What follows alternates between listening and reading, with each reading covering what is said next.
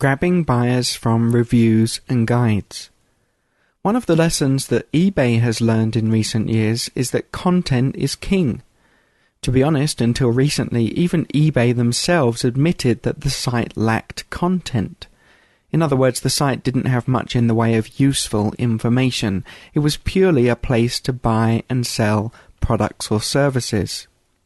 Some of the most recent developments to encourage user-provided content are eBay Wiki, eBay Reviews and Guides, and eBay Blogs. By eBay's own admission, the aim of these sections is to build valuable content that will encourage users to come back to the site more frequently, as well as to influence the search engines in a positive way to increase the visibility of the site overall. These features have been largely ignored so far by most eBay users, but they present a powerful opportunity for the switched-on seller. That's you. How so? In return for providing content to these sections of the site, eBay promises a nice payback. It's a kind of a you scratch my back and I'll scratch yours arrangement. The opportunity that exists in eBay Reviews and Guides is great because it's a very flexible and open format.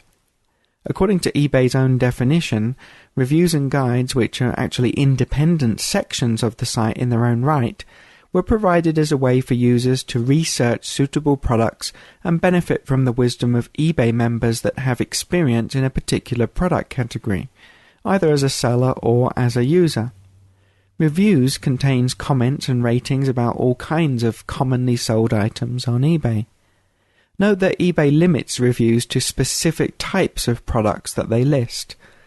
Guides are short articles or reports that contain information and opinions about almost any topic that you can think of. There are two key ways to benefit from these sections of eBay.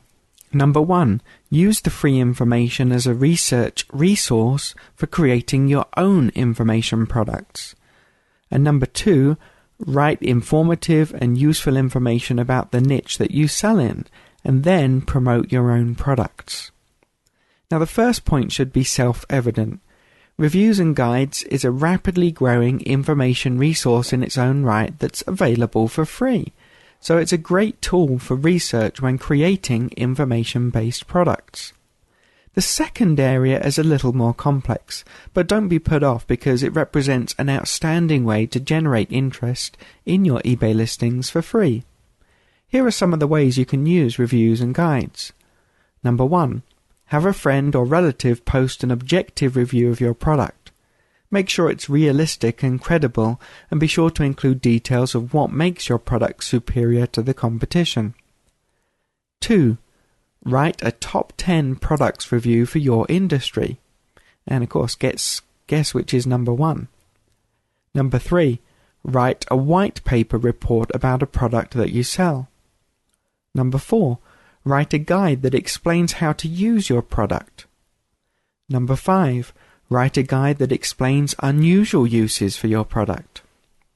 Number 6, write a guide that explains the pitfalls to look out for in hiring a service that you offer. Number 7, write a guide that gives tips and advice within some aspect of the niche that you sell in. Number 8, write a guide that explains how to replace or repair a particular product. Be as creative as you like, and remember that you can include pictures, photos, illustrations, basic formatting, and eBay links to specific products or eBay searches. If you do use any kind of photo or drawing, make sure it closely relates to the content and that it enhances rather than detracts from the text. That's a common mistake. Also, in preparing your writing, ask yourself what people would be most interested in reading about. After all, you want to attract as many readers as possible. As with any copywriting, the headline and title that you select are the most important aspects to consider in drawing readers in. Obviously, don't stop after producing your first one. Aim to produce a steady stream of reviews and guides to increase your presence and influence on eBay. And the search engines that love this type of solid content. Set a goal of producing at least one review and one guide each week. If you can do more, that would be even better. Both reviews and guides can be voted on by readers, so make sure that you keep an eye on that too, as you want to maintain a favourable impression. Please read and reread the following information so that you fully grasp it. The two most important aspects on writing an eBay guide are the links and tags. Now, links are clickable text that will redirect the user automatically to another page within eBay. There are two types of links available to you: links to specific product pages and links to eBay searches. I recommend that you use the latter because product pages will change from time to time, whereas searches will always be valid. When you create a guide, eBay will help you create a search link by prompting you to enter relevant words to search for. This is much easier to do than it sounds. For example, if you are in a niche selling guitar accessories, you would include words like guitar pedal, guitar stand, guitar amplifier, guitar strings, and so on.